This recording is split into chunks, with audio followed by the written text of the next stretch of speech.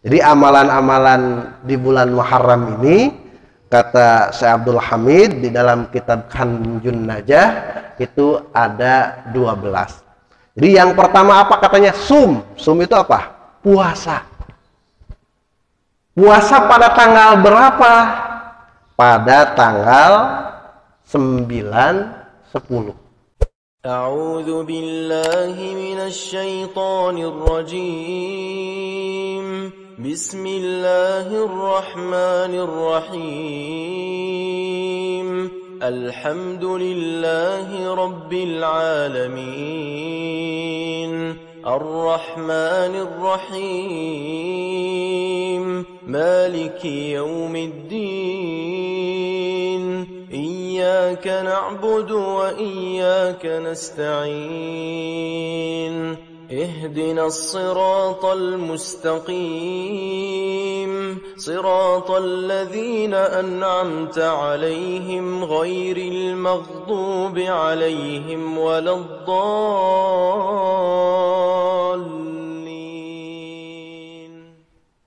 Assalamualaikum warahmatullahi wabarakatuh.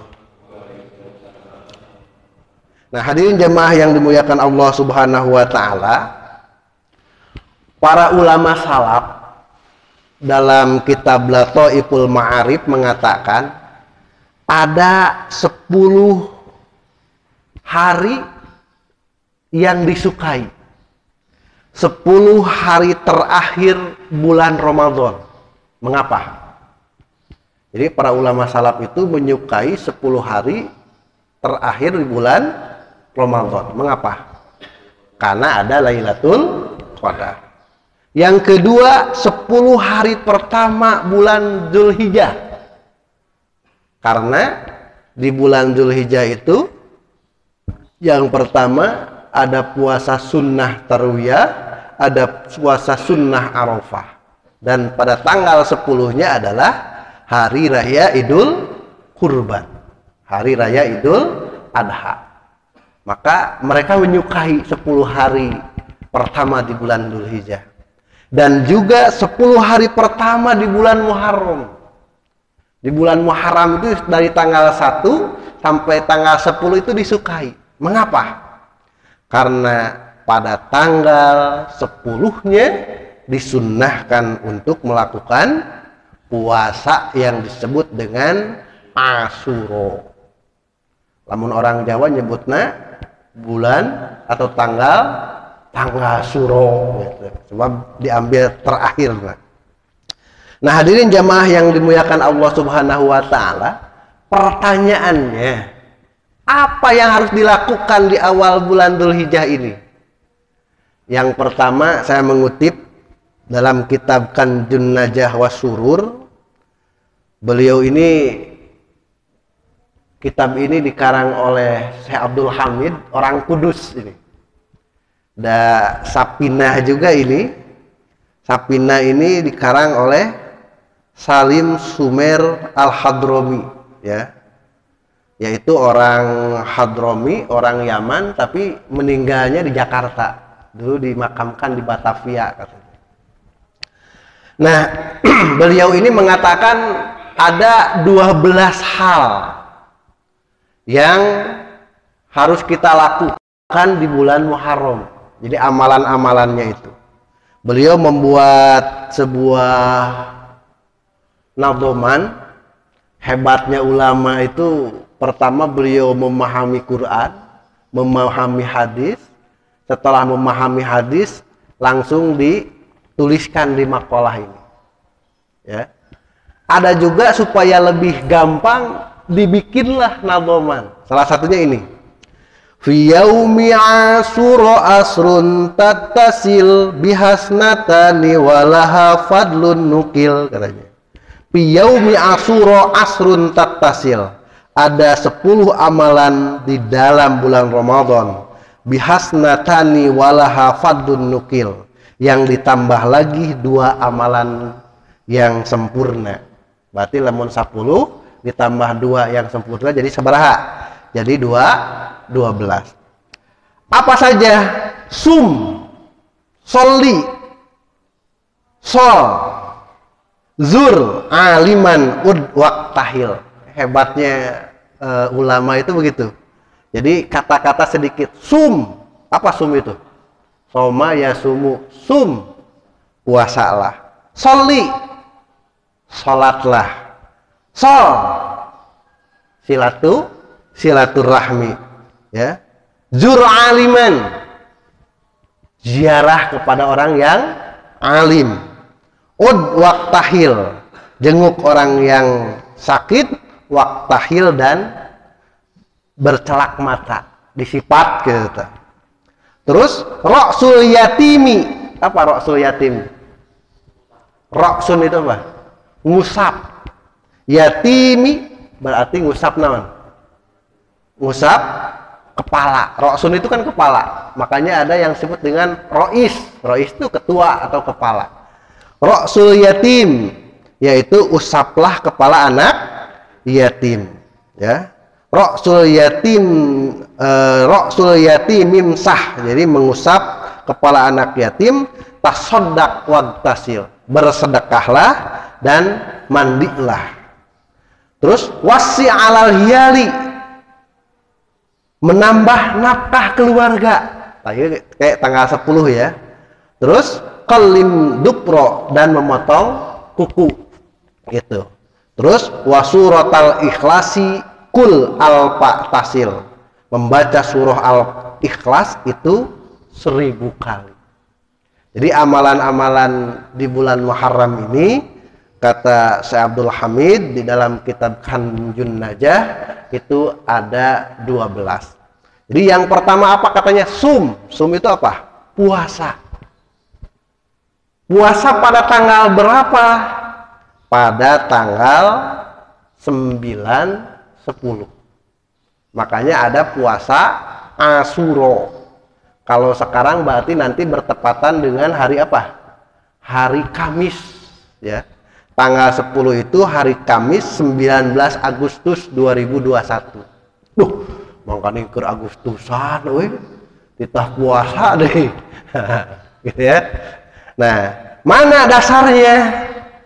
Puasa Asyura itu hadza, kata Rasulullah, hada yaumu Asyura. Hari ini adalah hari Asyura, kata Rasulullah. Walam yaktubullahu alaikum siyamahu. Allah tidak mewajibkan puasa pada hari Asyura, tidak wajib.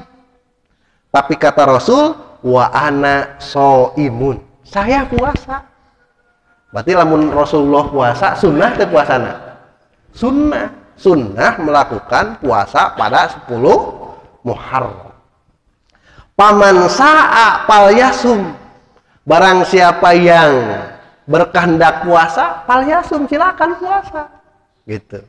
Wa man sa'a fal yuktir, tapi lamun ayeuna alim puasa mah mangga, kata Rasulullah. Ini riwayat Bukhari dan Muslim.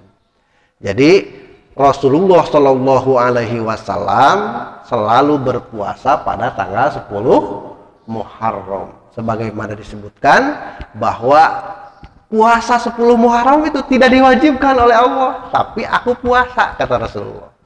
Siapa yang mau puasa, puasalah. Siapa yang tidak mau puasa, nggak apa-apa. Gitu. Maka ini puasa Muharram 10 Muharram itu hukumnya sunnah.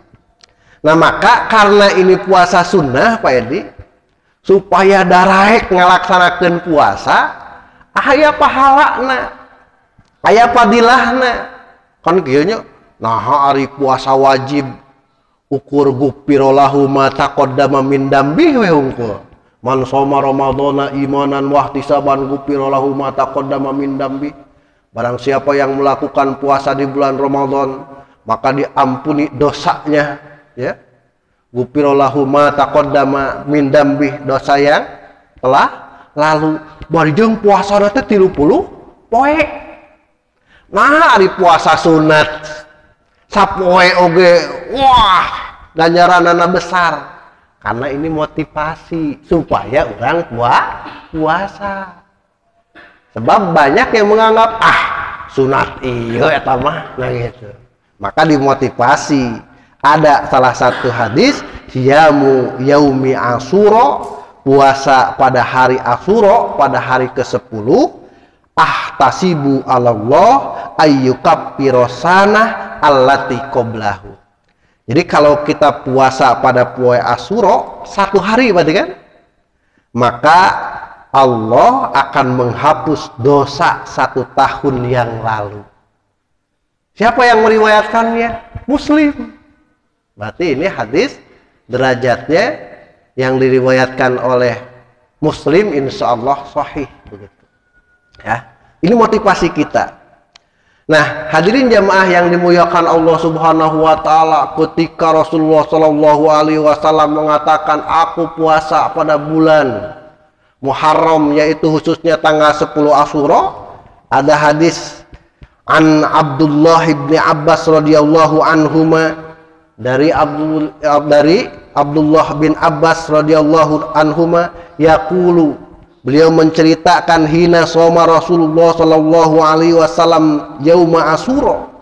Jadi ketika Rasulullah sallallahu alaihi wasallam melakukan puasa Asyura, wa amara bisyamihi, dan memerintahkan sahabat untuk puasa.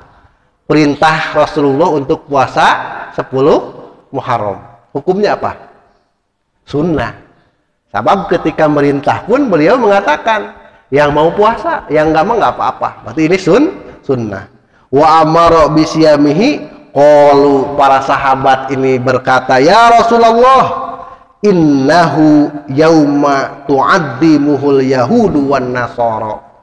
Ya Rasulullah, 10 Asyura itu diagungkan oleh orang Yahudi, wan nasara, dan orang Nasrani. Faqala Rasulullah sallallahu alaihi wasallam, setelah Rasulullah tahu bahwa poe Asyura itu diagungkan, maka beliau mengatakan, faida kanal amul mukbil, apabila nanti bertemu dengan tahun yang akan datang, insya Allah sumnal yaumal tashi. Kata Rasulullah, insya Allah saya akan puasa pada tanggal 9 gitu.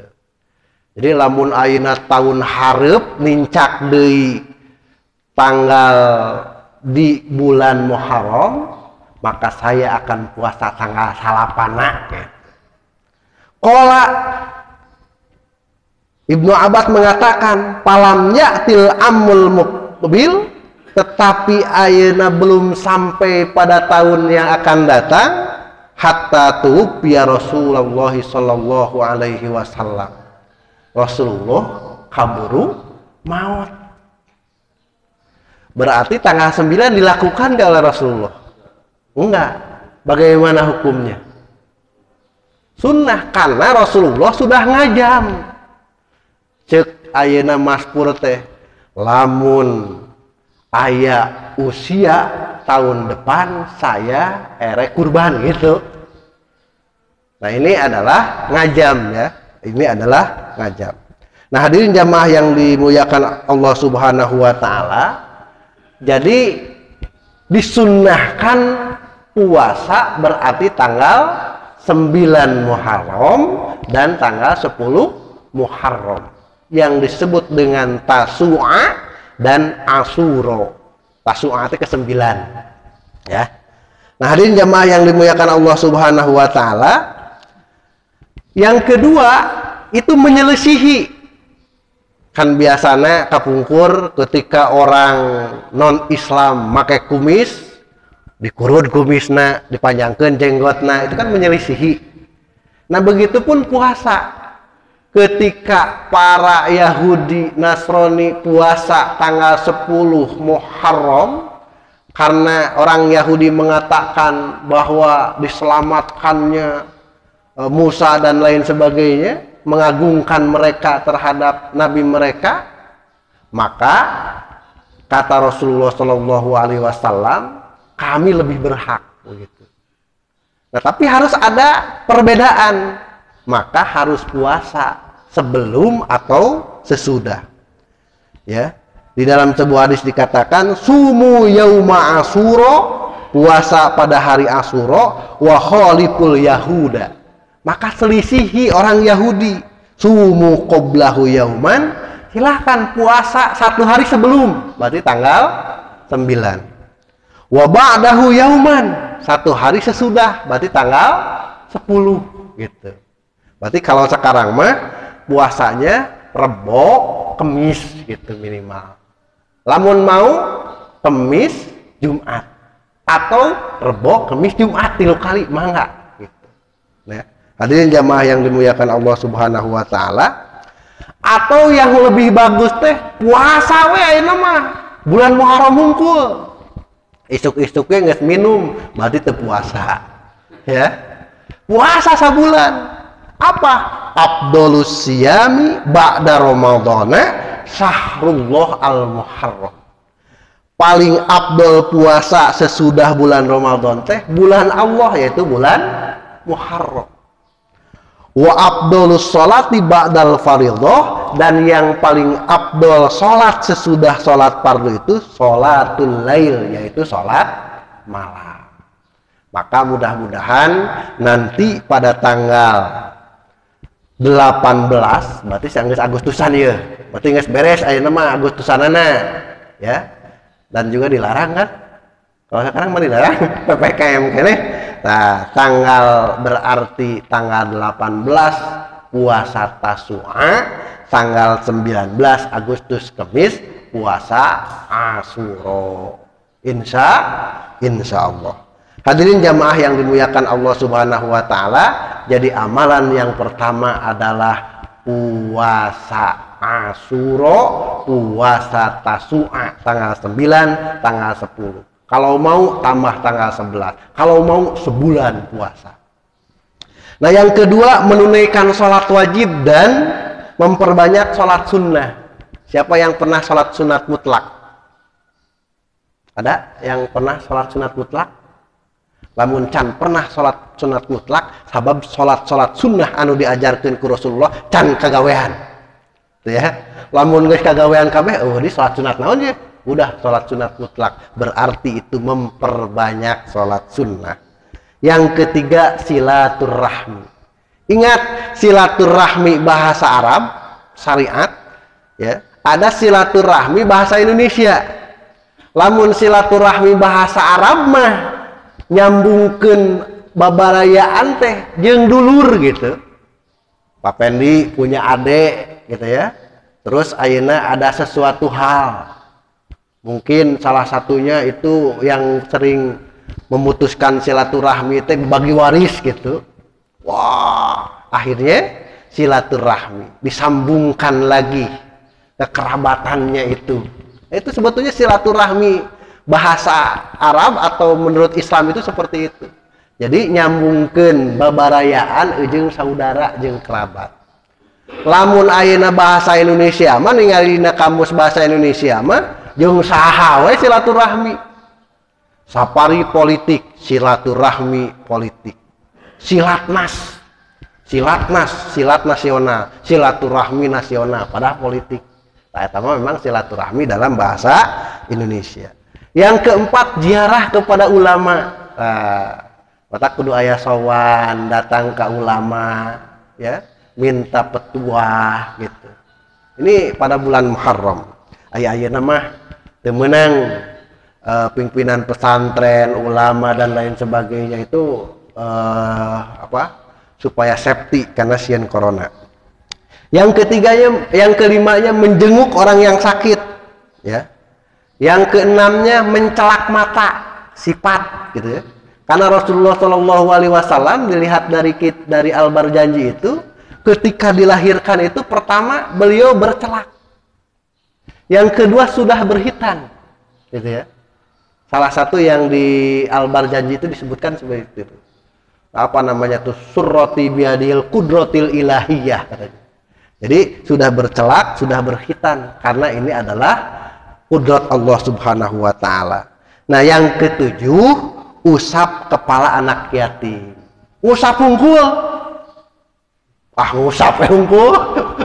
Ngelain usap hungkul atuh nyaeta meresan santunan gitu ya.